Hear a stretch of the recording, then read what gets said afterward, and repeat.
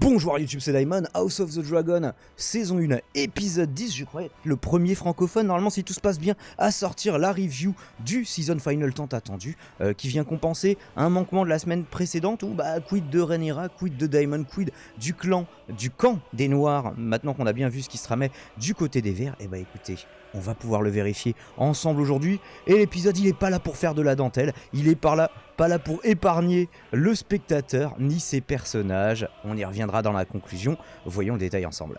On débute avec Lucerys qui ne sent pas tellement de s'asseoir sur le trône des marais, se jugeant lui-même, il est un petit peu jeune mais tout de même piètre marin, hein, voilà, moi je peux pas monter sur un bateau sans dégueuler. On a vu que c'était le cas de Viserys d'ailleurs, son grand-père. Alors Rhaenyra le rassure en lui disant t'inquiète, moi j'étais pas super prête aussi, mon père m'a aidé, moi aussi je vais t'aider.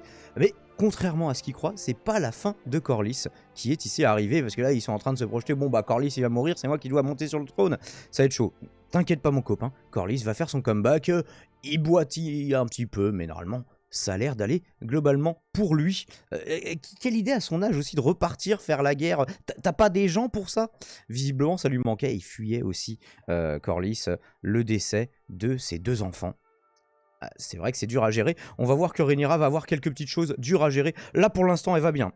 À partir de là, tout va mal se passer pour elle dans l'épisode. C'est donc pendant cette petite leçon de vie que va choisir Rhaenys pour arriver à Dragonstone. Je la trouve plutôt classe avec sa tenue de dragonnière. Qu'est-ce que vous en pensez? Je pense qu'on l'avait pas vu en mode un peu guerrière, parce que c'est pas une grosse armure. J'imagine que ça dépend du poids du dragon, mais qu'il n'a pas forcément envie de se transporter 150 kg d'équipement. Mais on voit que c'est quand même conçu pour la guerre, avec les épaulettes, avec le torse qui est en cuir, donc équipement léger, mais équipement militaire tout de même. Alors en termes de réal, c'est pas le dialogue le plus inspiré, on a vraiment du chant contre chant, alors qu'il y a des trucs à faire dans les salles de Dragonstone. Et tiens d'ailleurs, au fait, en parlant de petits dragons, vous avez Satyl qui est là, qui vous fait un petit coucou. Salut Satyl, comment ça va? Daemon, tout comme le spectateur la semaine précédente, s'étonne du coup que Rhaenys n'ait pas mis un coup de Dracarys dans ce tas de verres assemblés juste devant elle, offert à sa merci. Elle rétorque que c'est pas elle de commencer cette guerre. Alors je me demandais à ce moment-là d'épisode, est-ce que c'est sa vraie raison? Les dialogues avec Corlys qui suivront suggèrent que, vu qu'elle va louer la tempérance de Rhaenyra, sa répugnance à déclarer la guerre, j'ai l'impression qu'elle est plutôt sincère sur ce coup-là. Et Rhaenyra qui est, à ce moment de l'épisode, c'est pareil, on pense qu'elle est sur le point d'accoucher, que c'est un mauvais timing. Il y a beaucoup de choses qui suggèrent que c'est en train de mal se passer. Elle a eu plusieurs enfants jusqu'ici, et on voit que c'est les femmes qui sont censées l'aider, ses servantes, à accoucher, sont pas super rassurées par son comportement, en mode ouais ça s'est bien passé les précédentes fois, vous inquiétez pas on va trouver des trucs, et mon écran clignote, c'est chiant non? Alors que le travail et l'accouchement peut être provoqué trop tôt par l'émotion des annonces que viennent de lui faire Rhaenys, quand même, oui, ton père il est mort, et au fait t'es plus héritière, l'autre il s'est couronné à ta place. Ouais, t'es parti il y a 2 jours de King's Landing, il s'est passé des choses, globalement. Et donc, alors que le travail semble sur le point de commencer et de mal se passer, Rhaenyra brief ses fils, Jaehaerys et Lucerys. Et alors je fais un petit arrêt sur image là-dessus pour vous montrer leur tenue noire et rouge qui semble faite pour rappeler leur légitimité qui ne va pas de soi à tel point qu'on se sent obligé de... Voilà, les autres ne sont pas en noir et rouge globalement. Par contre pour eux, vous n'êtes pas des blondinets, on va au moins le mettre sur vos vêtements. Alors, Rhaenyra va aussi dire à Jaehaerys, au fait, c'est pas Daemon qui prend les décisions, hein, c'est pas toi qui décide. C'est quand même moi qui commande. Et alors quand il va lui dire ça, il va faire attends, je vais te montrer ce que c'est la vraie loyauté. Et il va mettre un gros coup de pression pour justement lui montrer comment on s'assure de la fidélité de ses sujets, comme on fait chez les Targaryens, en menaçant de les faire rôtir et bouffer par un dragon. Évidemment, quoi d'autre? La loi, la démocratie peut-être pas, ne disons pas de grossièreté. Alors pendant ce temps-là, Rhaenyra qui va faire une fausse couche assez hardcore, je vous ai parlé des images, vous les avez vues. Elle reste en vie, mais alors physiquement ça a l'air d'aller à peu près. Psychologiquement, elle a l'air pas mal atteinte par cette perte, et on va voir qu'elle n'est pas au bout de ses peines malheureusement dans cet épisode. Est-ce que c'est ce qui va la faire basculer en mode Daenerys? Je sais pas si c'est le cas, je me suis pas spoil les bouquins, à chaque fois sur les wikis j'évite de lire dès que ça commence à spoiler, mais voilà, on peut quand même le pressentir, le présumer, peut-être que je me plante. Un couronnement est aussi organisé pour Rhaenyra. Bah, il n'y a pas de raison. Alors, c'est beaucoup plus modeste que celui d'Aegon II à Port-Réal. On va dire que c'était juste la famille proche et les amis, hein. La musique qui l'accompagne rend malgré tout la chose solennelle. Les chœurs lyriques, un caractère sacré. Et là, on le voit sur l'image, tous et toutes ploient le genou. Exception faite de Rhaenys, The Queen That Never Was, peut-être en pressentant qu'elle ne s'agenouillera pas devant une Queen That Never Will Be. On ne sait pas qui va gagner entre les noirs et les verts. Faites vos mises, et si vous le savez déjà, écoutez, ne nous spoilez pas s'il vous plaît. Ici, vous pouvez voir la map monde en version vraiment over méga stylée. Grosse journée pour Rhaenyra, donc, qui apprend la mort de son père, la trahison de son demi-frère, et du coup de son ancienne meilleure amie. Perd son enfant, se fait couronner reine, bon ça c'était plutôt cool, puis tient dans la minute qui suit un conseil de guerre, le premier conseil de guerre. Alors elle va demander à ses nièces de se joindre à eux, à la grande satisfaction de Rhaenys qui approuve ça d'un sourire. On la voit rarement sourire. Alors qu'ils sont en train de faire le récapitulatif des forces en présence et de leurs alliances présumées, certaines d'entre elles, on n'est plus trop sûr, il va falloir envoyer des corbeaux. La venue d'un navire vient écourter le conseil et l'observation fait que c'est les Verts, ils sont là. Otto Hightower qui est venu en personne. En vrai, le mec les a bien accrochés parce que tu viens en territoire ennemi. Toi, alors que la seconde d'avant, tu voulais faire tuer Rhaenyra, qu'elle se doute de ça. Toi, tu viens avec une petite escouade. Potentiellement, tu te fais buter. Alors, moment badass, c'est quand il demande moi j'ai un message pour Rhaenyra, mais juste Rhaenyra, où est-ce qu'elle est? Un dragon se fait entendre et apparaît avec bien sûr la princesse, maintenant reine, en tout cas elle n'est pas reconnue comme telle, par le camp des Verts évidemment, qui va atterrir sur le pont. C'est un petit peu un comeback, ceci dit cette scène on nous l'a déjà faite. Et si je dois faire aussi une autre critique, on voit que là sur le plan, en haut vous voyez les hommes de Daemon et donc les siens, et à la moitié du pont vous voyez ceux d'Otto. Si tu comptes mettre un coup de Dracarys, potentiellement tu flambes tout le monde, ton mari, tes hommes, voilà. Alors c'est pas son intention pour l'instant, justement. Elle est en mode on va jouer la montre et essayer de faire preuve d'un peu de tempérance. En tout cas, la guerre ne viendra pas de moi. On a Otto qui propose une porte de sortie à Rhaenyra. Alors, tu renonces complètement au trône de fer, ça oublie. Par contre, ton fils qui veut devenir le chef des Vélarions, ok pour que tu gardes Père Dragon et tous les autres chiards que tu pourras pondre, t'inquiète, on leur trouvera un petit coin à la cour ou dans le donjon rouge. Il affirme aussi que les Stark, les Tully et les Baratheon les soutiennent eux. Alors, est-ce qu'il se bluffe? Est-ce qu'il bluffe à ce moment du scénario? Il anticipe peut-être un petit peu, puisqu'on verra plus tard que Aemon n'est pas encore arrivé chez les Baratheon et que la décision n'est pas tout à fait finalisée au moment où Lucerys arrivera. On en reparlera. Et alors que la situation menace de s'envenimer, bon les forces en présence sont pas très nombreuses, mais il y a quand même un dragon vénère, Rhaenyra va calmer le jeu, jouer la montre et leur dire qu'elle prendra sa décision seulement le lendemain. Décision qui sera précipitée par le cours de certains événements, même si normalement elle est censée apprendre ce qui se passe à la fin de l'épisode 3 jours plus tard. Bref, ne jouons pas sur la chronologie. Alors que les oppositions grandissent entre Rhaenyra et Daemon sur la manière de gérer cette crise, il va jusqu'à saisir sa reine épouse et accessoirement nièce par la gorge, montrant que les années ne l'ont décidément pas assagi. Alors il va rejeter toutes les prophéties de Viserys, là Viserys il cassait les couilles avec ça, laisse tomber. Nous on a des dragons, c'est tout ce qui compte. Sur le coup, il est pas passé très loin d'enterrer une troisième femme, autant que il a pas tué la deuxième, il a tué la première, la deuxième est morte, voilà, de façon qu'il déplorait sûrement au moment où c'est arrivé. Alors comment Rhaenyra va réagir? Est-ce qu'elle va laisser les reines à Daemon sur les trucs ou sinon dans l'intimité, là il y a personne qui les voit, mais sinon t'es en train de faire un geste de ouf, tu n'étrangles pas la reine régnante, enfin en tout cas prétendante au trône si tu la soutiens. Est-ce qu'elle va affirmer son autorité en mode Cartman respecte mon autorité? Écoutez, je ne sais pas. On voit difficilement Rhaenyra faire la femme soumise. Par contre, dès qu'il est question de Daemon, elle est plus très logique dans ses choix, donc écoutez, je ne fais que m'interroger comme vous. Et ce sera d'autant plus bizarre quand plus tard, quand c'est Daemon qui va lui apprendre, enfin on suggère à la toute fin de l'épisode, ce qui est arrivé à son fils. On les voit un petit peu genre faire front commun, il lui tient la main et tout. Ouais, tu lui tiens la main, avant la main elle était sur la gorge. Donc ouais, bon, toujours un petit peu la bipolarité de Daemon.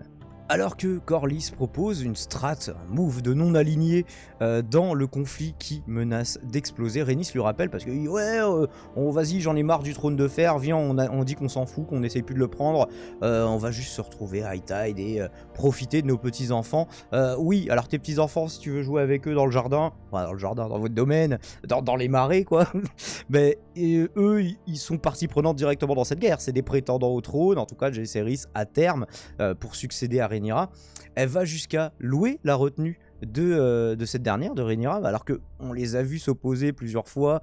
On se demandait vraiment quel parti prendrait Rhaenys, et c'est vraiment la promesse de mariage de Lucerys avec un de ses fils qui achève de les décider. Alors du coup, qui va monter sur le trône des marais vu que Lucerys va nous quitter? Est-ce que ça va remettre en question leur alliance? Je ne sais pas maintenant. Je pense que c'est trop tard pour rebasculer du côté des verts. Et c'est en tout cas, c'est ce petit speech de Rhaenys qui va achever de convaincre Corlys, qui a l'air fatigué mais qui est toujours là, de rejoindre le parti des Noirs. Rhaenyra ne souhaitant pas être celle qui déclare la guerre, Corlys, il va laisser un peu planer le suspense, quoi. Ouais, c'est quoi tes alliés? Bon, ça pue un petit peu du cul tout ça. Ah, moi j'ai pas dit que... Bon, finalement, Corlys, enfin maître des stepstones, ça lui aura pris que 16 ans, même peut-être plus, ouais, parce qu'il y a une ellipse de 10 ans, une ellipse de 6 ans, donc au moins 16 ans. Il va proposer de mettre en place un blocus maritime. Jace et Luke vont proposer, eux de leur côté, d'aller prospecter en personne leurs alliés à d'autres dragons qui sont plus rapides et légèrement plus intimidants que des corbeaux. Dans le cadre d'un des deux, ils auraient peut-être mieux fait d'envoyer un corbeau du coup. Rhaenyra fait jurer à ses deux enfants qui vont du coup partir à d'autres dragons de ne participer à aucun combat. Vous êtes des messagers les gars, calmez-vous. Par contre, la strat du t'as vaguement du sang Baratheon du côté de ta grand-mère Rhaenys qui est pas vraiment ta grand-mère, je suis pas sûr que je l'aurais tenté. Je trouve que le plan de Lucerys c'est censé être le truc le plus facile. Oui, c'est pas très loin, mais vous avez très peu de chances de l'emporter. Vous allez me dire, pour Jaehaerys, c'est oui, il a à peu près ton âge, vous êtes tous les deux des hommes, bonne chance. Oui, ça fait peu de points communs quand même. Mais Lucerys, le sang qui coule dans ses veines, je suis pas sûr que ce soit le meilleur argument à utiliser, étant donné les doutes sur leur légitimité, doutes qui sont en l'espèce fondés. Daemon nous propose un petit interlude, ça sert pas à grand chose mais c'est stylé, il vient chanter une petite berceuse valérienne à ses dragons. Alors on se doute que c'est l'endroit où les dragons vont naître et que ça du coup c'est la maman dragon. En vrai... Alors je sais pas si c'est parce que elle a des petits à défendre, qu'elle est en train de pondre ou un truc comme ça, et que du coup elle est plus irascible et plus protectrice que d'habitude. En vrai, Daemon n'a pas l'air lui-même 100% rassuré sur les images. Il continue de chanter, mais il flambe pas trop pour une fois. On a Lucerys qui arrive effectivement assez rapidement à calmer, mais constate l'écran clignote. Mais vous le voyez qu'il a été devancé par un plus gros dragon et par Aemond, celui à qui il a crevé un œil et qui l'a bien remplacé par un saphir, comme dans les romans. Petit arrêt sur image sur le trône de pierre du seigneur Baratheon qui est beaucoup plus beau, quoique moins impressionnant que son homologue de fer à King's Landing. Il refuse de se rallier aux Noirs parce que les Verts, le camp des Hightower, lui ont proposé un mariage avantageux et du coup ils peuvent pas renchérir. Oui, t'arrives, tu me demandes, oui, au fait vous êtes toujours nos alliés, ouais mais qu'est-ce que tu me donnes comme biscuit? Est-ce que tu arrives avec une offre dans les manches ou juste tu me sommes de venir faire la guerre pour toi? Désolé, je vais m'en aller. Et malheureusement, la retraite ne va pas très bien se dérouler pour Lucerys. Comme on pouvait s'en douter, Aemond a deux raisons, une familiale et politique évidemment, c'est son grand frère voilà, qui est roi et son autorité est contestée. L'autre personnel, se venger pour l'œil, donc de vouloir en découdre avec Lucerys. Je veux que tu t'arraches un œil, il va jamais lâcher l'affaire j'imagine avec ça. En même temps on me défigurerait comme ça, je serais peut-être un petit peu énervé. Lord Baratheon, ne souhaitant pas trop voir de sang royal couler dans son hall, on sait pas en plus qui va gagner, donc calme momentanément le jeu. Alors il me semble que dans les romans, il dit même ouais par contre ce qui se passe en dehors de mon hall, ça vous regarde là les blondinets, enfin les blondinets et non blondinets du coup, faites ce que vous voulez, fightez-vous avec des dragons, tout ce que vous voulez. Alors s'il voulait vraiment éviter que ça se produise, il laisserait partir Lucerys et il retiendrait Aemond, je sais pas, une petite heure pour lui laisser de l'avance. C'est pas ce qu'il va faire, donc quelque part, ouais, il choisit pas du tout, lui et la strat non alignée, on s'en fout, globalement. Comme on pouvait s'y attendre, Aemond l'attendait dans les airs, à moins de plonger directement sous les nuages. Là, à ce moment-là, on se dit, Lucerys et son petit lézard de compagnie, ils sont un petit peu que de la baisse contre Vhagar. actuellement le dragon vivant le plus vénère de Westeros. Voilà, officiellement, il fait 5 fois la taille ou le poids, je ne sais plus, que fait Arax, le petit dragon du coup de Lucerys.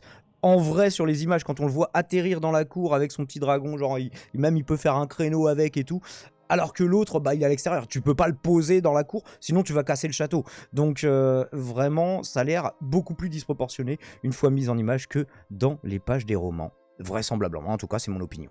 Lucerys est plutôt malin, il va utiliser la petite taille de son destrier à son avantage pour pouvoir se faufiler dans un ravin que Aemon ne peut faire que survoler. Et à ce moment-là, il est en mode je vais lâcher l'affaire. Bon, gamin, t'as une dette envers moi, mais bon, sous-entendu, c'est bon, je vais me barrer, mais on la réglera plus tard. Et le moment que je n'ai pas compris, le retournement du coup de cet épisode, c'est quand Arax, suicidaire et désobéissant, il est au moins les deux là, choisit d'attaquer Vhagar. Alors je sais pas s'il fait que 5 fois sa taille. Alors voilà, là c'est le petit jet de flamme de Arax qui va légèrement réchauffer l'épiderme, enfin les écailles de Vhagar. Pourquoi est-ce qu'il fait ça? On dirait qu'il réagit un peu aux provocations de Aemon envers son maître, comme s'il les comprenait. En tout cas, ils comprennent le Valérien. Pourquoi ils ne comprendraient pas le reste? Et j'imagine qu'ils comprennent les émotions, pas uniquement les mots. Mais c'est inexplicable. Alors, il y avait aussi le côté, au début de la saison, on nous avait montré que Lucerys, il savait pas trop se faire obéir de son dragon. Donc il y avait un petit peu de ça. Alors après on va voir que Aemon non plus, lui il va dire répondre exactement pareil. Non, obéis-moi, obéis-moi. Et en fait ça va devenir juste un conflit entre les deux dragons, au risque et péril des personnes qui sont dessus du coup. Vhagar répondant à la provocation, lui il veut, Vhagar il veut la bagarre. Il déchiquette contre la vie de son maître d'un coup de mâchoire, Arax et son jeune dragonnier. On voit pas trop comment il aurait pu en réchapper. Allez hop, il n'y a plus de dragon, il n'y a plus de morceaux de chair tout petits là en noir et rouge dessus. Et alors ce que j'aime bien c'est ce qu'on voit ici, le regard d'Aemon lorsqu'il réalise qu'il vient de déclencher la guerre. Donc un regard qui en l'absence d'un des deux yeux reste malgré tout particulièrement éloquent. Difficile journée pour Rhaenyra donc qui va perdre un fils supplémentaire, un enfant supplémentaire, je ne sais pas pour l'enfant qu'elle attendait, quel était son sexe, et c'est ainsi que s'achève cet épisode plus que mouvementé. Oui, voilà, tu t'étais pas venu ici pour souffrir, ok? Voilà, tu perds un enfant bonus, ça c'est cadeau, c'est pour la maison, ça fait plaisir Rhaenyra. Et donc il est l'heure d'une conclusion à la fois sur cet épisode et sur cette saison, et du coup sur cette série pour l'instant ce qu'on en a. Et conclusion, un épisode qui blague zéro, ni avec ses spectateurs, ni avec ses personnages, comme je vous le disais en introduction, ça me semble être le meilleur résumé. La saison qui a fait que monter en intensité, chaque semaine ou presque, chaque épisode ou presque, nous quitte sur un climax, ne laissant aucun doute sur la fureur, le sang et le feu qui seront déversés. Peut-être quelques larmes durant la danse des dragons dont l'on vient de voir que le premier mouvement seulement.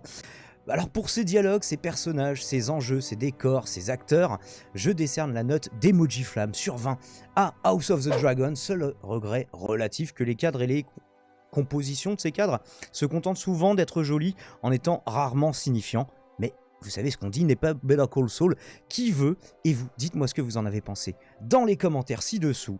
On verra pour les prochaines séries que je chroniquerai.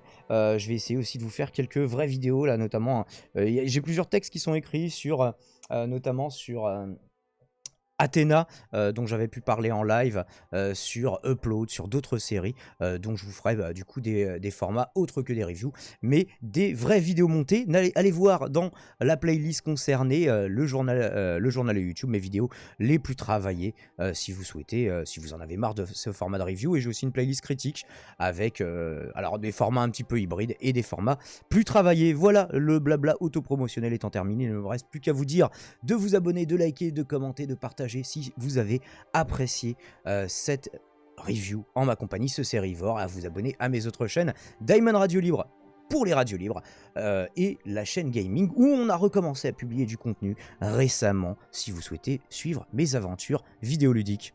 Ciao ciao, c'était Daimon.